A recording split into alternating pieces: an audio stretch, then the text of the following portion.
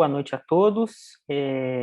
Meu nome é Fausto Cruz, eu sou da Minasfar. Agradeço a todos pela disponibilidade. Mais uma vez, uma aula do Dr. Marco Túlio Baccarini, cirurgião cardiovascular de Belo Horizonte.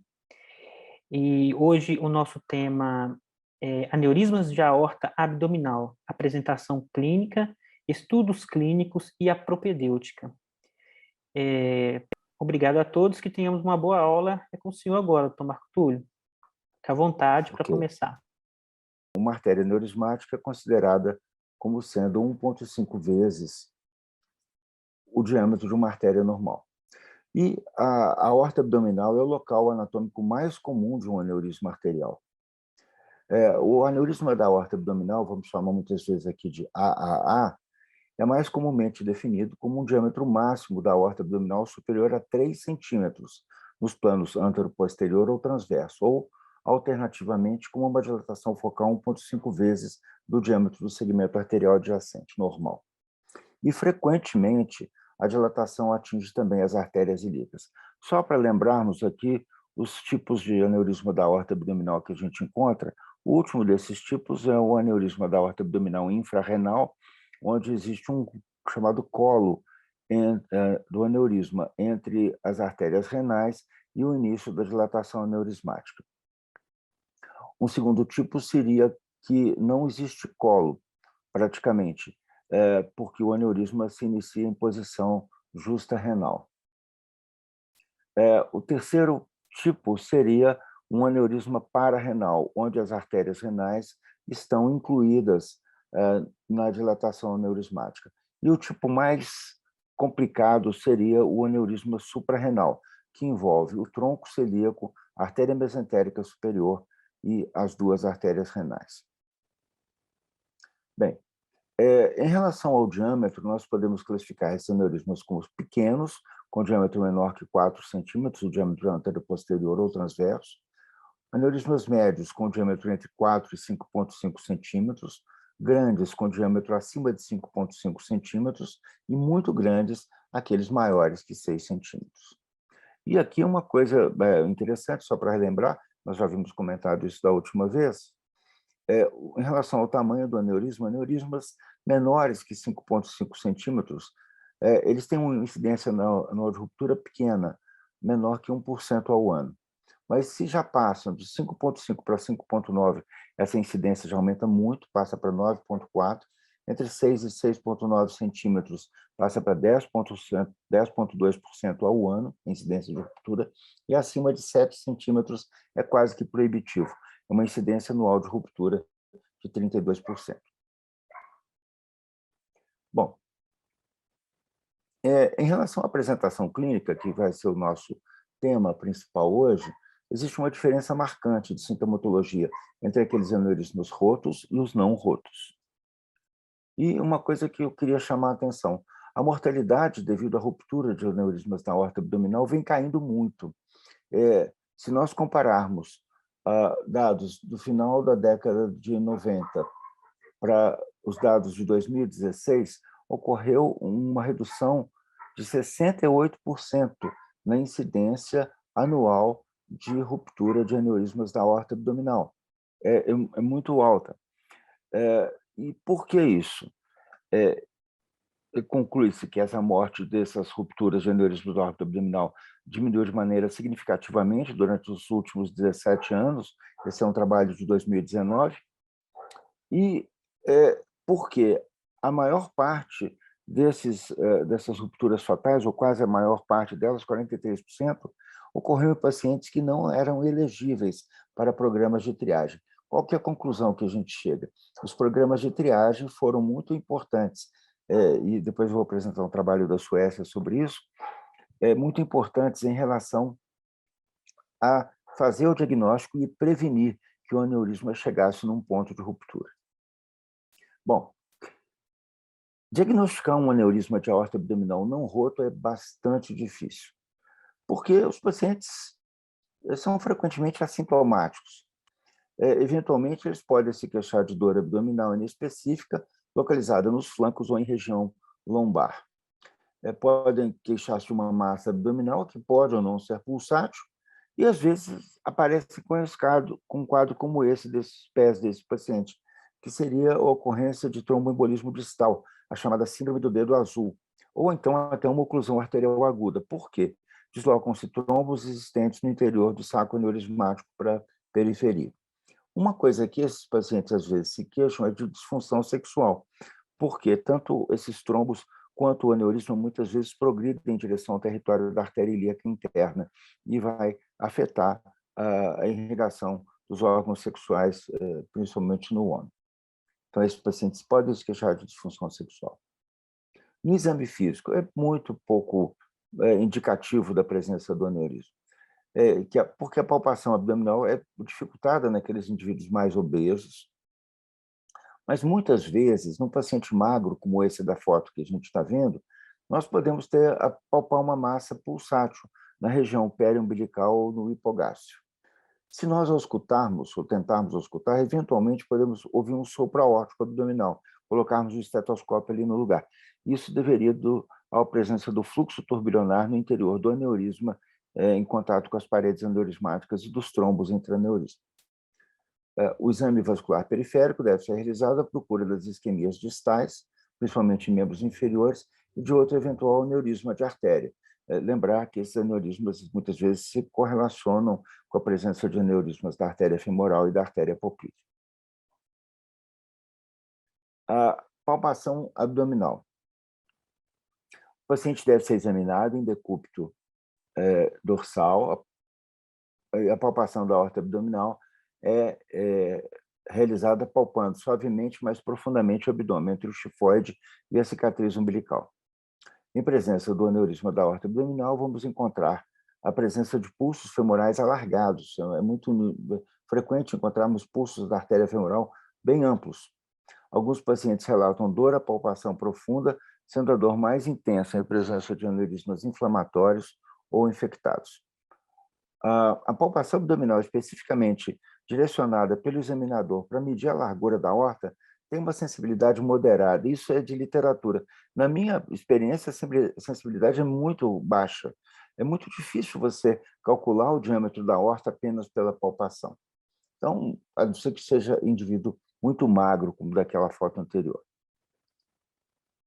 Bom, é muito importante, quando a gente faz a anamnese, levar em consideração se o paciente já foi submetido a algum tipo de correção cirúrgica de um aneurisma da aorta abdominal ou de algum aneurisma no território tóraco-abdominal ou esplâncnico. Por quê?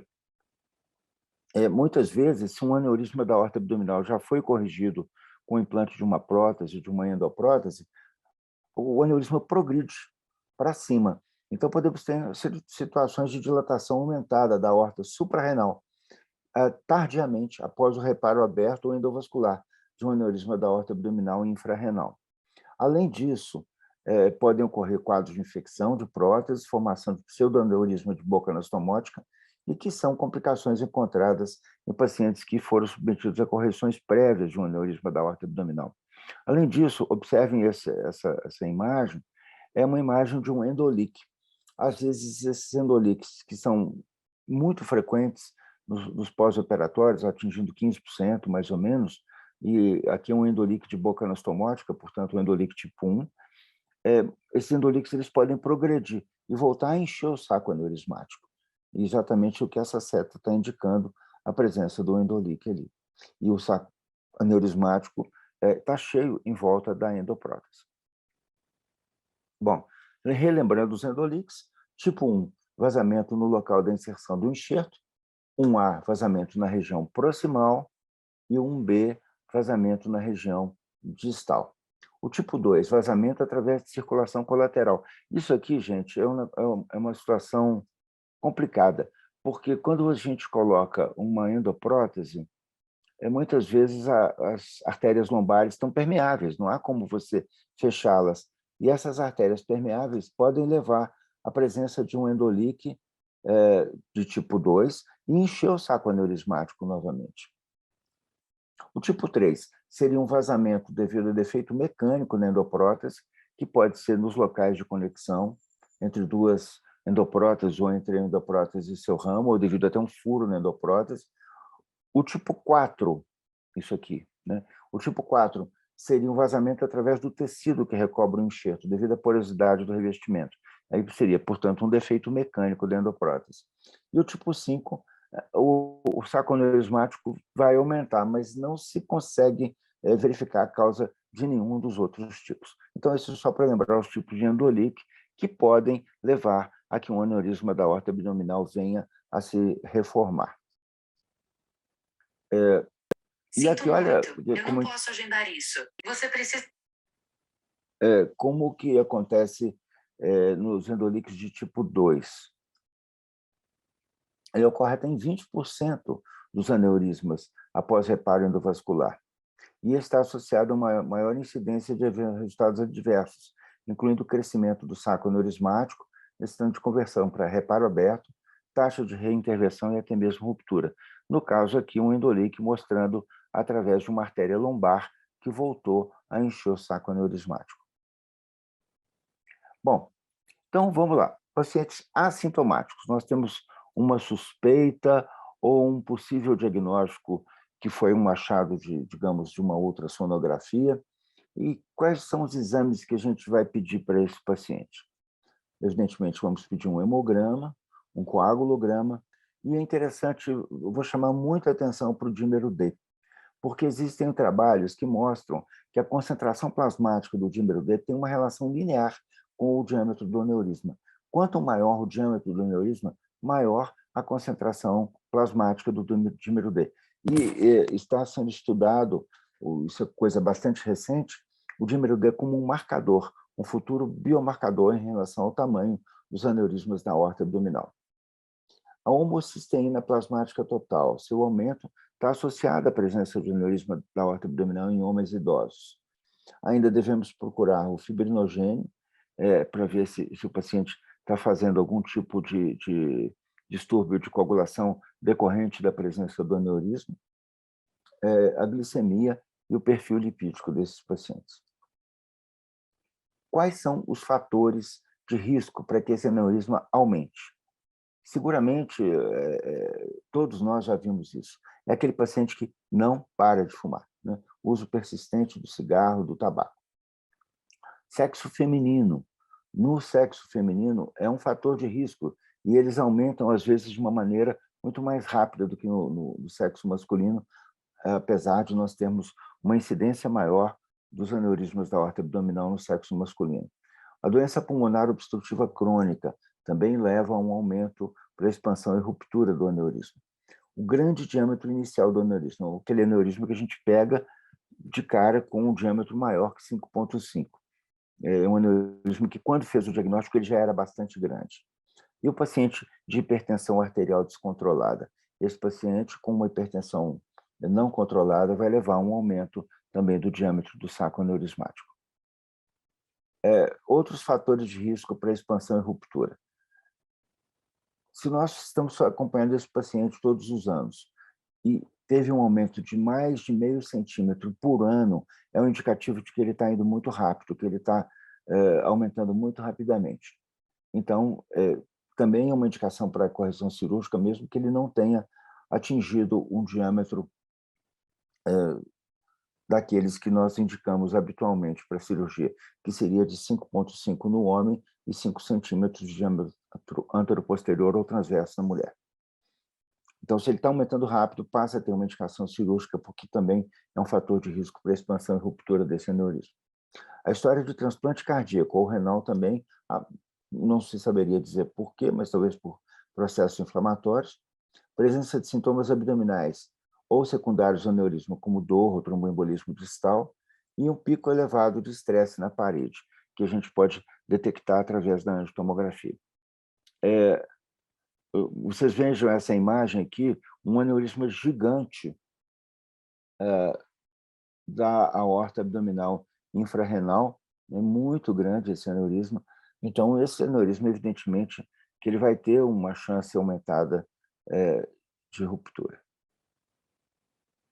Bom, no aneurisma roto, aí o diagnóstico já fica bem mais fácil. Os principais pontos para o diagnóstico começam com a tríade clássica, que tem esses 3 pontos aqui. A dor abdominal intensa, de início súbito no flanco ou no dorso. A dor pode se irradiar para a pelve, para a pelve ou para a região inguinal. Paciente que se apresenta com hipotensão ou síncope. Uma massa abdominal pulsátil. É interessante notar, como eu falei lá atrás, que os pacientes com aneurisma não roto, muitas vezes você não palpa uma massa abdominal pulsátil, mas em até 62% dos pacientes com aneurisma roto, eles têm a presença de uma massa abdominal pulsátil, pelo grande aumento rápido, e nós vamos conseguir palpar até mesmo um indivíduo mais obeso.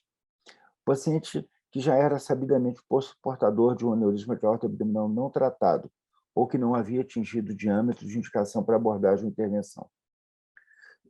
E muito importante esse último item aqui, somente 20% a 30% dos pacientes que se apresentam na emergência com uma ruptura têm conhecimento de serem portadores de um aneurisma da aorta abdominal previamente. Eles não sabem que eles têm um aneurisma de aorta abdominal. Depois que o aneurisma se rompe, o quadro clínico pode apresentar pequenas variações, eu diria até importantes variações. Se o paciente está mais estável quando a ruptura se dá para o reto peritônio, porque ele sangra e o reto peritônio contém hemorragia. Então, ele tem uma hipotensão, tem uma síncope, mas ele para de sangrar. Isso geralmente pode durar até 24 horas ou um pouco mais. Mas o paciente vai deteriorando relativamente rápido depois disso. Porém, quando o aneurisma se rompe para a cavidade peritoneal livre, que geralmente pela ruptura de um aneurisma de posição mais anterior da aorta, o quadro é de uma hemorragia franca, uma hipotensão severa e uma hemorragia muito grave. O paciente, geralmente, nesses casos de ruptura para a cavidade livre, se apresenta em choque hipovolêmico. Outros sinais da ruptura para o reto peritônio. Nós podemos ter sinais externos. Um sinal seria a formação de equimose de um hematoma na região do flanco esquerdo. É o chamado sinal de Gray-Turner. Quem trabalha com trauma, que já trabalhou com trauma, já viu isso. Pacientes que apresentam um trauma na região lombar têm um hematoma na região lombar quando você tem um trauma renal, por exemplo. No caso do aneurisma roto, para o retroperitônio, o sangue escorre para o retroperitônio e pode escorrer para a região do flanco e dar uma equimose externa. Ainda pode surgir uma equimose periumbilical, é o chamado sinal de Cullen. E aqui nessa foto nós vemos um paciente que tem exatamente o sinal de Cullen, com um hematoma com uma equimose periumbilical, e também observem que o hematoma ele escorrega para a região dos flancos, que seria o sinal de Gray-Turner. Sinais menos frequentes seria o sinal de Fox, que seria essa equimose descer para a coxa, na região proximal, e nos homens pode ocorrer uma descoloração da bolsa escrotal, é o sinal de Bryant. Bom, paciente homem, mais de 65 anos, uma história de tabagismo, hipertensão, muitas vezes de diabetes, dislipidemia, com dor abdominal, que se apresenta com dor abdominal. Diagnóstico diferencial, o que nós podemos pensar? Cólica nefrética, diverticulite, pancreatite, isquemia coronária em parede inferior do coração, isquemia mesentérica, doença do trato biliar. São quadros abdominais ou tóraco-abdominais agudos que podem levar a uma confusão do diagnóstico com um aneurisma de aorta abdominal roto. Nesses casos, o que nós vamos pedir de exame para o paciente? Nós vamos pedir um hemograma completo, que a gente pode encontrar com anemia, uma leucocitose, no caso de ruptura, e no caso de aneurismas inflamatórios, essa leucocitose é mais intensa. Dosagem de eletrólitos, que podem estar alterados nos sangramentos agudos, dosagem de ureia e creatinina sérica, para avaliar a função renal, que pode estar prejudicada nos quadros de hipotensão grave por sangramento. Lembrem-se que muitos aneurismas podem acometer a origem das artérias renais, e aí a ureia e a creatinina podem também estar comprometidas. Função hepática tem que ser avaliada, teste de função hepática, e um coagulograma. Alguns pacientes podem ser portadores de uma coagulopatia quando se apresentam. Um quadro de coagulação intravascular disseminada pode estar relacionado a um aneurisma grande ou extenso, como um aneurisma tóraco-abdominal. Pode ser, inclusive, haver ocorrência de uma coagulopatia de consumo pela presença dos trombos no interior da cavidade aneurismática. E uma dosagem de fibrinogênio, também para saber se está havendo consumo exagerado do fibrinogênio. Outros exames, gasometria arterial, esse paciente pode se apresentar com distúrbio ácido básico, no caso do sangramento agudo pela ruptura do aneurisma, o lactato sérico, que pode estar alterado nos quadros de hipotensão ou choque, as enzimas cardíacas, no caso de um diagnóstico diferencial, de um infarto agudo do miocárdio, nós temos que fazer a dosagem, exames toxicológicos, porque muitas vezes, eu não citei do diagnóstico diferencial, mas quadros de dor abdominal podem estar relacionados à intoxicação por drogas. E é importante, principalmente em indivíduos mais jovens, tentar excluir essa possibilidade quando você tem dúvida quanto ao diagnóstico. Hemoculturas, pode colher o sangue e mandar para uma hemocultura, porque elas podem estar positivas no caso de um aneurisma infectado. E uma hemossedimentação. Esse exame é um exame pouco específico, mas que pode estar levada no caso de um aneurisma inflamatório, ou até mesmo no caso da ruptura. Bom, como é que nós vamos abordar esse paciente em relação ao risco dele? Em todo paciente idoso que chegar com dor abdominal, dor lombar nos flancos, a gente tem que considerar a possibilidade de diagnóstico da ruptura de um aneurisma da aorta abdominal. Fazer uma análise dos fatores de risco em todo paciente com queixa de dor abdominal ou lombar que se enquadre nessa categoria etária, acima dos 65 anos. Considerar o diagnóstico em todo paciente mais idoso que se apresente com cólica renal, bem como nos casos de hipotensão inexplicada ou paciente com síncope. Diagnosticar com cautela nefrolitíase em idosos com acima de 65 anos. Idosos com queixa de dor lombar são considerados de alto risco. Essa questão do paciente que se apresenta com cólica renal, me lembro de um paciente que eu operei uns 3 ou 4 anos atrás. Esse paciente ele foi primeiro lá no hospital da Unimed, com uma queixa que desmaiou, a ambulância levou para lá, examinaram e liberaram. Esse paciente, de tarde, ele teve uma segunda síncope, foi levado lá para o Life Center e foi liberado com o diagnóstico de cólica renal. E depois, de madrugada, não sei se o Alisson está aqui assistindo, ele vai se lembrar desse paciente, num sábado para domingo, ele deu uma entrada lá no HU da Contorno e nós tivemos que operá-lo na urgência com um aneurisma de aorta abdominal roto. E esse paciente está vivo até hoje, felizmente. Mas passou por 3 atendimentos, só no terceiro que o diagnóstico foi feito. Exames de imagem. Os exames mais solicitados, uma radiografia simples de abdômen, vocês podem parecer bobagem, mas eu vou mostrar para vocês que ela pode ser importante. A ultrassonografia abdominal, associada ao Doppler, que seria o duplex scan, a tomografia, a angiotomografia da aorta abdominal, a ressonância magnética e a ortografia.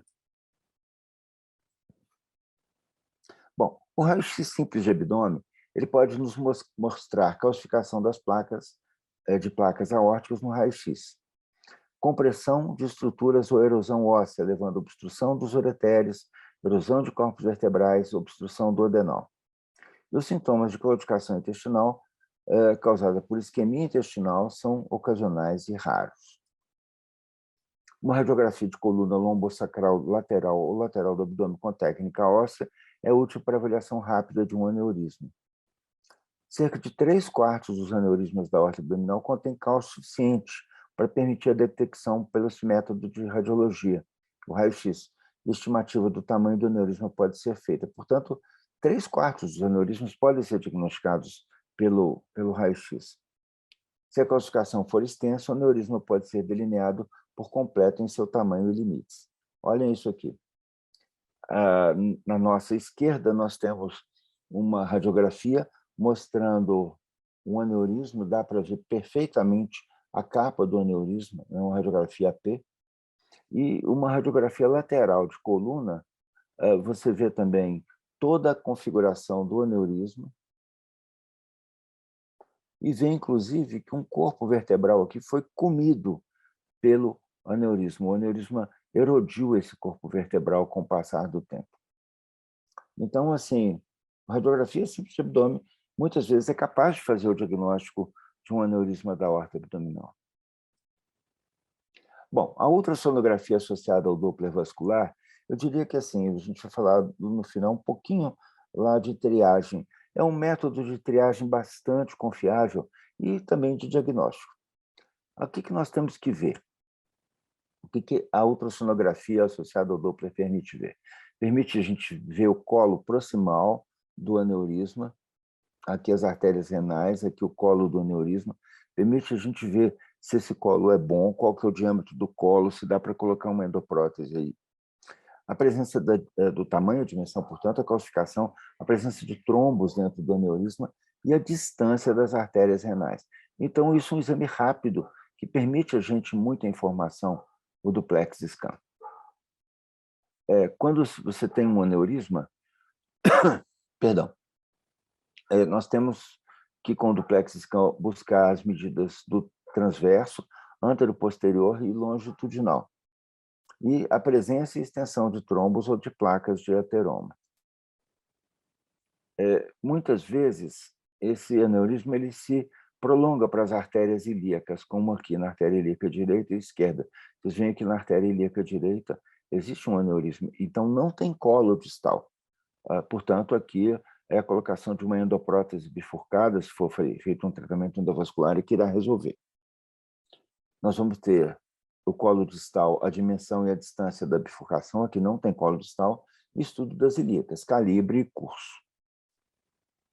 Então, vamos lá. A ultrassonografia das ilíacas também é muito importante. Por quê? Nós temos a ilíaca comum, a ilíaca externa e a ilíaca interna. Se nós formos colocar uma endoprótese, ela vai terminar até aqui, ou por aqui, para manter a ilíaca interna. Caso o aneurisma se prolongue até na ilíaca externa, caso ele se prolongue até na ilíaca externa, nós temos que pensar em outras possibilidades, eventualmente na possibilidade até de usar uma endoprótese ramificada para poder manter a preservação da ilíaca interna naqueles pacientes mais jovens. Os aneurismas da aorta abdominal, pelo ultrassom, dá para ver também o formato deles, né? No caso, um aneurisma fusiforme da aorta abdominal, e aqui um aneurisma sacular, que são em que se forma aquele saco mesmo aneurismático, e são aneurismas que a parede vai ficando bem fina e, portanto, com maior risco de ruptura. Isso tudo dá para ver no ultrassom abdominal associado ao Doppler, no duplex.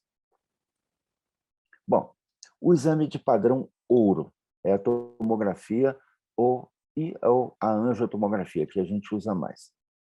As vantagens da tomografia com relação a outras modalidades de imagem: aquisição rápida das imagens, capacidade multiplanar com resolução espacial, você pode rodar a imagem, submilimétrica, portanto, você consegue detalhes abaixo de 1 milímetro em relação a medidas, e ampla disponibilidade. Hoje em dia, apesar de muitas vezes os aparelhos não sejam os melhores, nós temos grande disponibilidade dos aparelhos de tomografia computadorizada. Ela é preferida em pacientes com sintomas recentes ou graves, uma vez que é melhor para detectar hemorragia retroperitoneal e outras complicações, e fornecer definição pré-operatória da anatomia. Obtidas as imagens, elas devem ser obtidas pré-contraste, para avaliar a parede dos vasos com presença e grau de calcificação, e pós-contraste. Ela é altamente precisa no diagnóstico da suspeita da ruptura de um aneurisma da aorta abdominal. Padrão ouro para o segmento após tratamento endovascular. E principais limitações: o paciente fica muito exposto à radiação, principalmente se você tem que fazer exames repetidos, e a necessidade de um contraste, que pode ser nefrotóxico, principalmente se o paciente já tem algum componente de insuficiência renal. Então, aqui, isso aqui todo mundo já viu, né? Como a gente consegue medir um aneurisma, ver a luz verdadeira do aneurisma, ver os trombos que existem no interior da cavidade, medir os diâmetros do aneurisma. Então, isso é muito facilmente obtido com a tomografia computadorizada, a angiotomografia. aqui uma angiotomografia com uma reconstrução, né? Veio os detalhes aqui muito bons, né? E para controle pós-operatório. Observem esse caso aqui, um paciente que um aneurisma fusiforme, foi colocado uma endoprótese e bem justa da origem das artérias renais, mas que estão bem preservadas. Portanto, a endoprótese ficou muito bem colocada, não tem nenhum endolique, né? E observe, como eu falei lá antes, aqui para obter as medidas, as perninhas da endoprótese terminando antes das ilíacas internas. Aqui do lado esquerdo não dá para ver tão bem. Mas do lado direito veio, inclusive, uma ilíaca interna já bastante comprometida, né? Placas aí, o paciente deve ter problemas aí. Bom, outra coisa extremamente importante são as medidas que nós conseguimos fazer com a angiotomografia. Tanto as medidas dos diâmetros transverso e anteroposterior, quanto as medidas do tamanho do aneurisma, do tamanho do colo, da distância entre as renais e a bifurcação, da bifurcação com as ilíacas. Então, todas essas medidas nós conseguimos fazer com muita precisão com a tomografia computadorizada, a angiotomografia.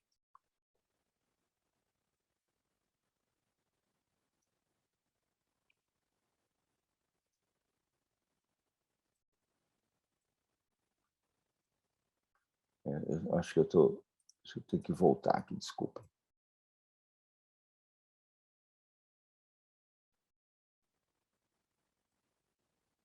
Ok, então vamos lá. A tomografia computadorizada também pode nos ajudar a ter achados compatíveis com a ruptura de um aneurisma da aorta abdominal. O que nós temos aqui? Nós podemos ter um hematoma retroperitoneal, a gente pode ter, meu Deus, a gente pode ter um mau delineamento da parede da aorta, você não consegue distinguir a parede da aorta de outras estruturas, a presença desse entalhe retroperitoneal, a perda desse plano gorduroso entre a aorta e o tecido circunjacente, né? Fica tudo uma coisa só. E ainda, uma coisa que é interessante é a presença do extravasamento do contraste para fora da aorta.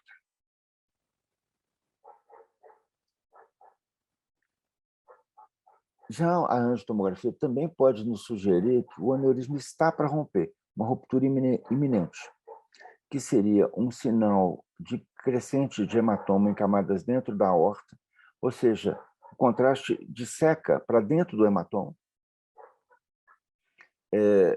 Esse sinal de crescente ele representa a dissecção do sangue no trombo. Protuberâncias focais ou bolhas aórticas que se projetam da superfície da aorta, que corresponde histologicamente às alterações inflamatórias e ao adelgaçamento focal das fibras elásticas, que está associado à possibilidade de ruptura iminente, um drapejo da aorta sobre o corpo vertebral, que pode ser observado nas rupturas do aneurisma que foram contidas, é uma imagem que mostrei lá atrás, irregularidade da parede aórtica, descontinuidade na calcificação da parede aórtica e áreas localizadas de maior atenuação dentro do trombo mural. Então, olha só, aqui nós temos o aneurisma, o grande trombo e o sinal crescente. O contraste está dissecando para dentro do trombo. Isso é um sinal de que esse aneurisma está para romper. E essa protuberância aqui, nós temos o aneurisma, mas o aneurisma está dando uma protuberância, uma nova saculação. Também é um sinal de que, vou fazer uma analogia bem simples, é quando dá um ovo num pneu do carro, aquele ovo é uma protuberância, essa nova saculação é um sinal de que esse aneurisma também está tendendo a querer se romper. O penúltimo exame que eu vou falar, a ressonância magnética, é um exame menos frequentemente usado na avaliação inicial de um aneurisma da aorta abdominal, pois ele não apresenta precisão de detalhes quando comparado com uma angiotomografia, mas pode desempenhar um papel em pacientes selecionados, como pacientes que você já sabe que tem esse aneurisma, que não foi operado ou mesmo após uma intervenção, e que ainda um paciente que não pode receber um contraste endovenoso.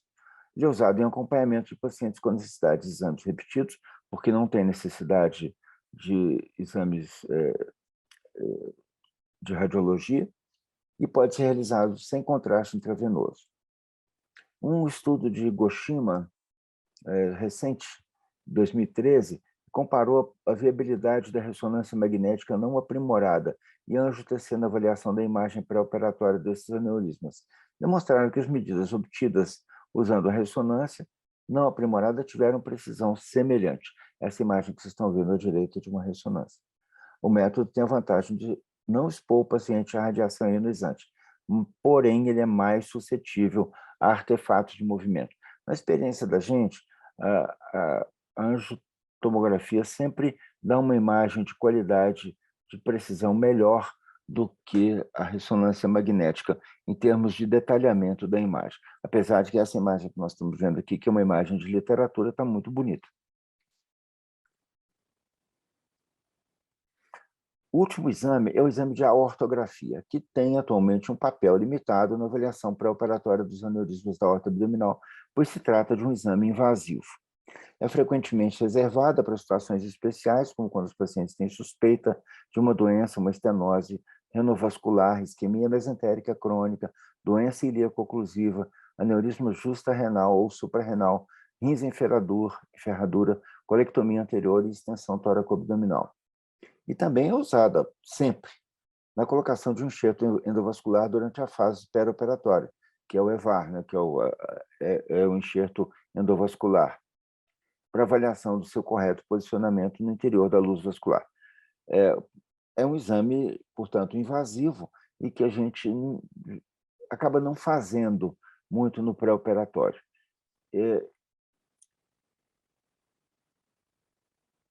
As vantagens, como disse, incluem a visualização das origens da artéria renal, estenose de artéria renal e viscerais, artérias renais acessórias, extensão do aneurisma nas ilíacas. Permite a medição precisa e avaliação detalhada em tempo renal dos ramos aórticos. Porém, as desvantagens: exame invasivo e incapaz de avaliar com precisão os fatores morfológicos qualitativos de trombo, ou seja, ele não dá para ver o trombo, ele tende a subestibar o tamanho do aneurisma, que demonstra apenas a luz patente da aorta. Então, não dá para você ver o trombo. Normalmente, é um trombo circunferencial organizado no interior dos aneurismos da aorta abdominal. Mas, no perioperatório, ela é ótima, né? Como nós vemos aqui, o aneurisma da aorta abdominal sendo corrigido por uma endoprótese em posição justa renal, praticamente não tinha colo, né?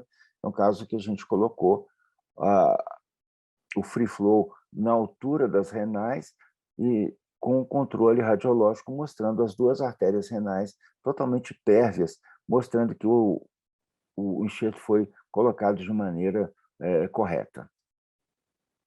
Por último, sobre triagem e rastreamento. Um estudo sueco de 2006 a 2014, de mais de 300 mil homens, detectou uma prevalência do aneurisma da aorta abdominal nessa triagem de 1,5%, é bastante. E, após um tempo médio de 4 anos e meio, 29% dos pacientes com esse aneurisma foram submetidos à correção endovascular ou cirúrgica aberta. E esse rastreio reduziu significativamente a incidência de mortalidade específica por aneurisma de aorta abdominal. Os resultados indicam que esse programa nacional, isso com uma avaliação estatística, foi capaz de evitar 90 mortes prematuras por um aneurisma roto de aorta abdominal por ano. Então, o rastreio funciona desde que ele seja bem indicado.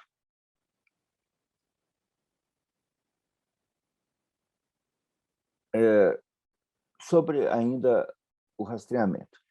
Ele, como a gente disse lá atrás, o aneurisma da aorta abdominal é uma catástrofe quando ele se rompe. E a ultrassonografia abdominal é um exame de triagem altamente sensível e específico para esse aneurisma. O rastreamento do aneurisma em homens com mais de 65 anos está associado a uma redução do risco de mortalidade relacionado ao aneurisma, como mostra esse trabalho sueco. Qualquer benefício absoluto na mortalidade geral provavelmente será pequeno em pessoas sem risco aumentado do aneurisma de aorta abdominal, ou seja, você não precisa ficar fazendo ultrassom em todo mundo. Um outro detalhe, a triagem para aneurisma da aorta abdominal pode causar ansiedade e sofrimento psicológico, particularmente naqueles pacientes com aneurisma de aorta abdominal pequenos, que serão tratados de forma conservadora, apenas com acompanhamento. Vou dar um exemplo aqui. Eu tenho um paciente de seus 80 e poucos anos, eu tenho um professor lá da UFMG, que é meu paciente há um bom tempo. Ele tem um aneurisma de 3,5 centímetros de diâmetro transverso.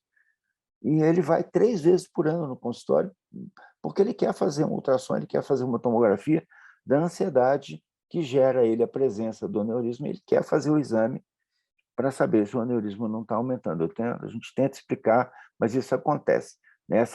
Quando você começa a fazer uma triagem, você fala para o paciente, você pode voltar daqui a um ano. Ele, não, mas daqui a um ano isso tudo. Ele quer voltar antes. Ao orientar a triagem do aneurisma de aorta abdominal com ultrassom, é importante explorar as preferências do paciente e incluir os benefícios potenciais e os malefícios da triagem. Recomendado o rastreamento único, uma vez só, de aneurisma de aorta abdominal com ultrassonografia abdominal em homens com idades entre 65 e 75 anos que já fumaram. Essa é uma indicação de grau 1A. Sugere-se o rastreamento único de aneurisma de aorta abdominal com ultrassonografia abdominal em homens com idades entre 65 e 75 anos que têm um parente de primeiro grau que necessitou de um reparo de um AAA ou que morreu da ruptura de um AAA.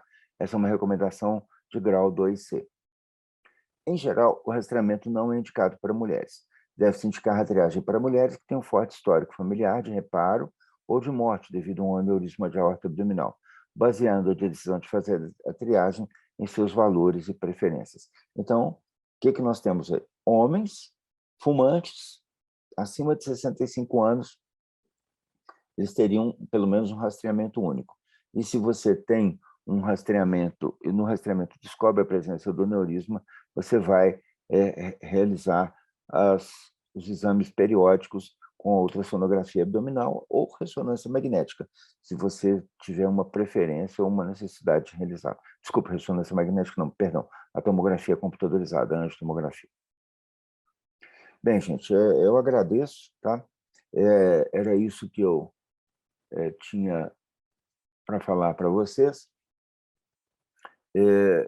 Eu sei que isso foi uma aula bem mais clínica, né? Não foi uma aula voltada para o cirurgião, mas eventualmente vamos ter uma terceira aula em que a gente vai procurar falar mais sobre a parte técnica do tratamento.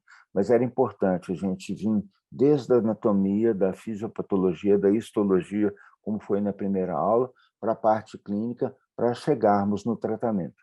Porque lembrar que o paciente tem que ser visto como um todo, ele não pode ser visto apenas como o paciente que está indo para um procedimento endovascular ou de cirurgia aberta. Se alguém quiser fazer alguma pergunta ou comentário, era isso.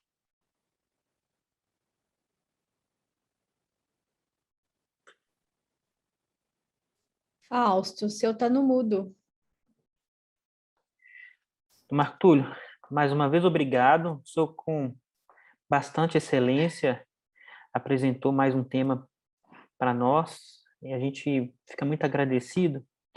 Tem uma pergunta aí no bate-papo que um colega fez. Dr. Marco Túlio, na sua vivência, quais principais especialistas médicos encaminham pacientes com aneurisma de aorta abdominal? Talvez ele está querendo saber quais clínicos, né? Quais que encaminham. Olha, tá. O clínico geralmente não encaminha porque ele nem pensa nessa possibilidade. O cardiologista está muito preocupado em relação ao coração. Sabe quem encaminha muito? O cirurgião geral, quando vai fazer uma propedêutica, por exemplo, de uma hérnia ou uma colecistopatia que vai operar, o cirurgião geral acha um aneurisma e encaminha. O urologista encaminha bastante também. O urologista que vai fazer uma propedêutica de um cálculo renal e faz um ultrassom e acha um aneurisma. Eles encaminham bastante também. Agora, o cardiologista, teoricamente, deveria pensar um pouco nisso, porque é uma doença cardiovascular, né? Então, eu acho que eu deveria também observar essa possibilidade nesse tipo de paciente, que são os pacientes que têm doença coronária também, né? São os que têm em comum uma série de fatores que levam à doença coronária, que são os mesmos fatores que muitas vezes levam ao aneurisma da aorta abdominal. E Ele completa embaixo assim: o diagnóstico é precoce ou, na maioria das vezes, eles já chegam com um quadro evolutivo avançado? pois é muito difícil, como eu falei, o diagnóstico do aneurisma não roto, a maioria das vezes o paciente é assintomático. Então, é difícil a gente, às vezes, fazer esse diagnóstico. Eu acho muito bom quando esse diagnóstico é precoce, porque permite a gente acompanhar os pacientes. Agora, por exemplo, estou com uma paciente que tem 2 anos que eu estou acompanhando e o aneurisma nos últimos 6 meses apresentou um crescimento de mais de 0,5 centímetro. Então, eu estou preparando essa paciente para uma intervenção nos próximos meses. É muito bom, porque você faz tudo eletivamente, a cirurgia é tranquila, você não tem assim aquela preocupação de correr com o paciente, você prepara a cirurgia do paciente. Nós tivemos um caso recente, o Fausto até acompanhou, cometeu o caso com ele, um paciente que internou no HU com uma dor abdominal, um aneurisma gigante, um colo largo, uma aorta curta. O que você faz com o paciente? Não cabia uma endoprótese habitual. Então, fica difícil até de você fazer um planejamento para esse paciente. Uhum. Como eu disse lá atrás, 20 a 30% dos pacientes que chegam com aneurisma roto não sabem que tem um aneurisma de aorta abdominal. Eu acho que o que tinha que ser feito mais é o rastreamento. Vou voltar lá atrás, bater nessa tecla. Pacientes fumantes, com mais de 65 anos, ou fatores familiares de risco, deveriam fazer pelo menos um ultrassom. E isso principalmente o sexo masculino, né? E nas mulheres levar em consideração se vai ou não fazer esse tipo de abordagem, porque nelas é mais raro. Agora, um detalhe, lembrando o que eu falei na primeira aula, nas mulheres, todas elas, todas, fumam demais, né? Fumavam demais. Então,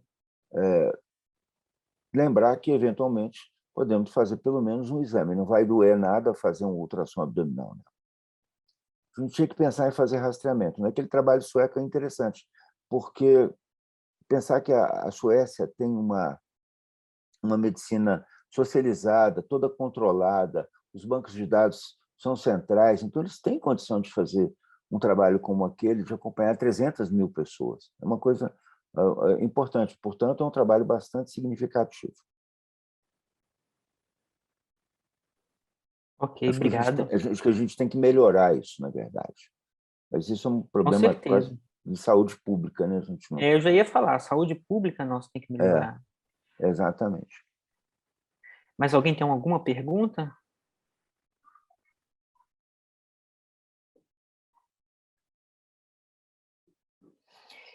Então, Martúlio, acho que o pessoal ou está com vergonha, ou então Não, realmente a aula então foi eu muito... falei tudo que precisava, É mas isso que eu ia falar. Então, a aula foi muito boa e assim, eu realmente falei, com bastante excelência, o senhor apresentou esse tema para a gente e, assim, estamos muito satisfeitos, né? E ok. a Minassá agradece mais uma vez a disponibilidade do senhor, né, por nos dar essa aula e futuramente a gente vai dar continuidade, né, do tema e isso tem mais A gente tem mais um tema sobre isso, que seria a sobre isso. técnica, né? A técnica Isso, operatória e as complicações operatórias, vai ser uma parte mais técnica, mais cirúrgica, portanto. Mas não adiantava falar da parte cirúrgica se a gente não chegasse na indicação, no diagnóstico e tudo mais. Então, tínhamos que fazer isso, toda essa parte preliminar antes. isso, com certeza. Então a gente agradece, muito obrigado, Tomar Túlio. Uma boa noite a todos, obrigado pela presença. Obrigado, eu agradeço a presença de todos. Obrigado. Obrigado a Minosfá também. Por nada. Obrigado. Tchau. Obrigada, boa noite.